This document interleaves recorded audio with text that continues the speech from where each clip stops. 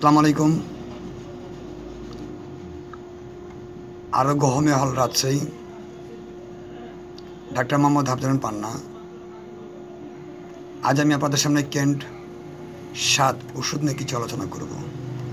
Kent 7 মূলত এটি একটি homeopathic combination potency drop. Kent 7 মূলত হ্যামারহাইডাইল রোগে কার্যকরী একটি ওষুধ। কেন্ট 7 মূলত এটি একটি পাকিস্তানি ওষুধ। এটি কেন্ট 7 কেন্ট ফার্মাকোপেয়া অনুযায়ী প্রস্তুত করা হয়েছে। কেন্ট 7 ওষুধটি কী কী কাজে ব্যবহার হয়, যেমন হ্যামারহাইডাইল রোগে চিকিৎসায় ব্যবহার করা হয়। এই কেন্ট 7 ওষুধটির মধ্যে কী কী ওষুধ মিশ্রণ রয়েছে সে ওষুধগুলো আপনাদের একটু জানার চেষ্টা করছি। যেমন ইসক্লাসিভ, অ্যাসিড নাইট্রিক, অ্যালোজ,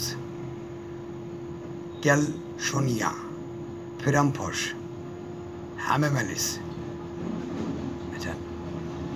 নেট্রাম ন্যাটিকাম, নাক্সভমিকা, ইওনা, প্লাম্বাম ইত্যাদি ওষুধ সমন্বয়ে কেন্ট 7 ওষুধটি প্রস্তুত করা হয়েছে।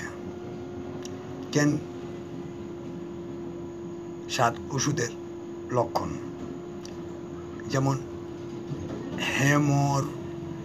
হেমোরয়েডস বা অ্যানাল ফিসার, ভেনাস ও স্টাসিস, ফ্লেবিটিস, ভেরিকোস সিরা, ভেরিকোস এক্সিমা, চুলকানি, ব্যথা ও রক্তপাত, বায়ুপথে এক্সিমা ইত্যাদি ক্ষেত্রে কেন্ট 7 ওষুধটি ব্যবহার করা হয়।